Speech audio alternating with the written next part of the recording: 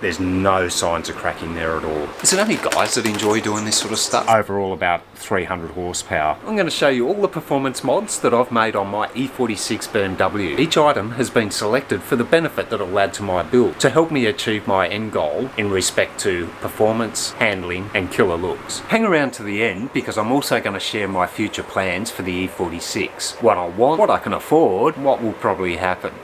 For those of you who haven't seen my channel before, I've got the 2003 E46 325 Ci Coupe. It runs the M54B 25 engine, which is the 2.5 litre inline 6-cylinder engine, coupled with the 5-speed manual. We're going to take a look at the back of the car, the front of the car, lost another one, and all things in the middle.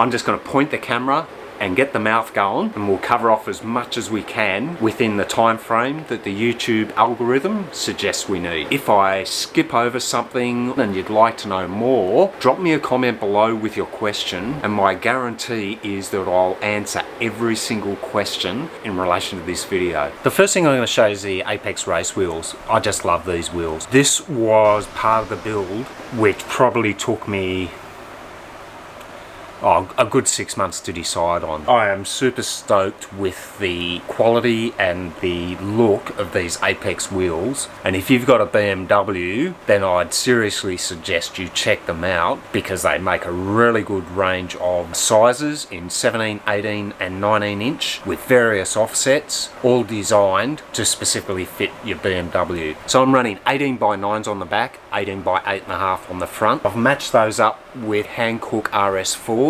and on the back I'm running a 265 35 18, and on the front it's a 245 40 18. Yeah, if you want to learn more about the wheels and tyres, there's a couple of videos that you can check. I'll post links for all the videos in the description box below, otherwise you're just going to get these suggested video cards popping up all through this video and it's just going to get annoying. So I'm not going to use the standard lug bolts. I've replaced those with the wheel studs. That then allows me to put in these really nice Mishimoto aluminium lug nuts. I've done a refresh on the whole rear brakes. What I've installed there is StockTech standard rotor, but I've had it drilled and slotted. I've matched that up with a set of Bendix heavy duty brake pads. I've also done the stainless steel brake lines. I've been under this car now so many times over the last few years that I'm starting to get over it. I just want to be in the driver's seat, not underneath the bloody thing. Anyway, to start with, the H&R Koni coilovers, rear strut mount I've replaced for the ground control upper rear strut mount, and he's got polyurethane bushes in it. That's going to give me the compromise between the rubber and a pillow ball. Sweet as there. On the bottom I've got Turner Motorsport adjustable rear lower control arms. Now also from Turner Motorsport, in the rear trailing arm, I've installed their aluminium shims on the RTAB, which is rear trailing arm bushes. I didn't opt for polyurethane bushes for the rear trailing arm. I did upgrade to a slightly firmer M3 spec rubber bushing, and then I've installed the aluminium shims to help take away a bit of the lateral movement. To firm it up a little bit more, I can go to polyurethane as well. So that's my thought process there. Upper control arm, I've replaced the bushes in there with, once again, the slightly stiffer M3 spec rubber bushes. Everything underneath the car has been freshened up. While I had the diff out to do the diff bushes and all that sort of thing, I got underneath there with a scrubbing brush, Simply Green, degreaser, you name it, and I got scrubbing and I scrubbed under there for weeks and weeks and weeks. I then freshened it up with some black underbody chassis paint. I've given the diff carrier and the diff a coat of paint. The colour paint I used there was New Ford Blue. Used primer, 2 coats of the engine enamel, and then 2 or 3 coats of the VHT clear coat. So the diff bushes and the diff carrier bushes, I've installed Super Pro polyurethane bushes, Turner Motorsport performance sway bars with adjustable end links, and polyurethane sway bar bushes, both front and rear. On the front lower control arm, I had already upgraded from a rubber bushing to polyurethane bushing on there, but now I've also taken the extra step of installing the Turner Motorsport, I guess it's a spherical bearing or a pillow bearing. Oh, this is tragic. I've got so many words running through my head. I might put a comment below. I'll jump online and find out exactly the correct terminology for it. Now, one of the questions I've been asked has been in relation to the rear subframe. Because I'd taken the whole diff out, it gave me a really good opportunity to check out those common areas where the chassis is prone to fatigue and to cracking. There's no signs of cracking there at all. It is a project that I have got penciled in at some stage in the near future. It's just that because it didn't need doing at the moment, I just wanted to allocate that $1,000–1,500 to other areas that needed the work now, and then I can come back and do that. Grandpa noises as we get down. So as you can see, there's the Apex wheels on the front, but behind there we have the StopTech big brake kit. Now I've got the 300mm rotor, which has been drilled, and coupled that with the 4-piston caliper. I think it's the ST40, comes with stainless steel brake lines, and also the kit comes with StopTech brake pads. I can't remember which ones I opted for. I think they were just the performance ones. H&R coilovers, Turner Motorsport front sway bar, polyurethane bushes, upgrades to the lower rear control arm. I've put on new tie rods. Not a lot really had to happen with the front suspension. The steering box is fine. Power steering pump's fine. Most of the fluids I'm going to be changing anyway before I do a startup. Engine oil, gearbox oil, diff oil, power steering oil. I'll have new coolant. That's all to come. Grandpa noises again. Based on all the comments I get, what's happening under the bonnet is probably of the most interest. Oh, sorry, that's my hands getting tired. Is probably of the most interest to most of my viewers, so let's do that now. The light around here is killing me at the moment. Hope it's better for you guys, because it's better for me, because my right arm's starting to get tired from holding this camera. Probably the biggest change underneath here is the VF Engineering Supercharger kit. I will put a link above for that video. I've done several videos on the VF kit, but probably the first one you should start with is where I do a full review of the VF kit. Check that link out above, but do it after you've watched this. So the VF Engineering Supercharger kit adds about 100 horsepower to a stock M54 B25 engine. Can't remember the torque figures, but they're equally as impressive. What did it cost me to put in? I reckon close to 8 grand. That's Australian. 8 grand for 100 horsepower. Now the numbers kind of add up. I've matched that with a set of Schripp camshafts. Once again, watch this video because I'll have all the specs in relation to the Schripp camshafts in that video.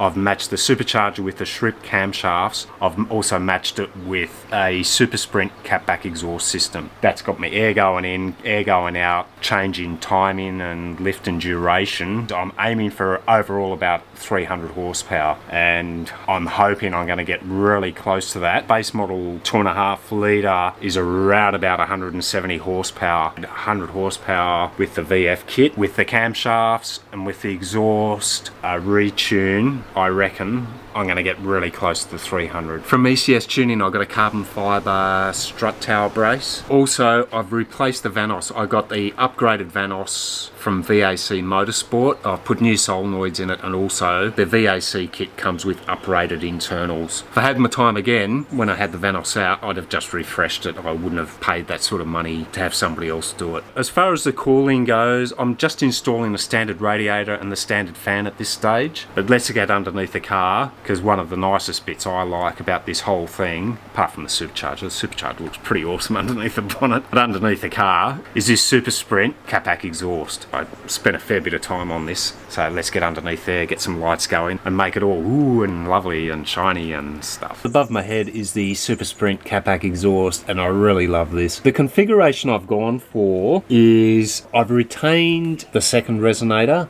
and I've got the muffler at the back, but I've deleted the first resonator at the front. I must admit, I do like a bit of, go fast loud noise, and down the track I may take this one out if I don't think I've got enough noisy noise. Get it into a couple of tunnels and car parks, and then I'll make a decision once we get the echo going. I've spent a good week polishing it before I installed it. Well, actually I installed it, wasn't happy with the fitment, so I pulled it out and then spent another week just polishing it before I then reinstalled it again. I'm going to get out of here. This is not comfortable and it's stinking hot. A bloody cat's been underneath here again somewhere. Oh, mungle thing. I'm going to get the camera out and I'll give you an indication of what's coming in the new year for 64 Motorsport and for my E46 BMW. My build has primarily been around not as a daily driver but as a weekend driver, getting it out onto some nice country roads with some sweeping bends and a couple of nice bit straights, and just enjoying the driving experience. A lot of the driving is going to be primarily unforgiving country roads. So while I want something which is a little bit firmer, I don't need anything which is incredibly stiff, and that's what I've sort of had in my mind as I've been making these choices in relation to which components that I use to get me towards that end goal. That's very cat fur. The gearbox, I'm going to go a steel single mass flywheel and clutch setup. I really like the Clutchmasters FX250 and steel flywheel combination. I've just got to work out a way financially to be able to do that. My next step really underneath the bonnet is going to be in relation to the cylinder head. I'm going to get port and polish done on that. I'm going to upgrade all the valve train, new valves, dual springs, refresh all the components in the timing gear, timing cogs, wheels, whatever you want to call them, chains, tensioners, valve seals, pretty much a full rebuild on the head. And then hopefully by the time I've got that done, I'll have got a clearer idea in my head what I'm going to do in relation to the headers to get that exhaust gas out. There's some areas that I'm going to be upgrading and looking at on the interior, which are going to happen in the next year as well. So if you've got any questions or you think I've missed something, please leave me a comment. I promise I'll answer it. I'm going to put a link for relevant videos on my channel in the description box below. Also going to put in a suppliers list and part numbers list to help you out with your choices. You can really help me out and help me grow my channel with better and bigger content by subscribing, ringing the bell and hitting that like button. My heart goes out to so many people who are not going to be able to spend this time of year with their families. Just keep thinking positive and keep thinking that 2021 is going to be just a little bit better. Thank you very much for watching. I really appreciate you taking the time to watch my video. Come with me if you want to live. Why is this so much fun? Is it only guys that enjoy doing this sort of stuff? Or are there any Annie Oakleys out there that enjoy this as well? If you're out there, Annie, drop me a comment below. Let me know you're watching. Until we meet again, look after yourselves, stay safe, and TTFN.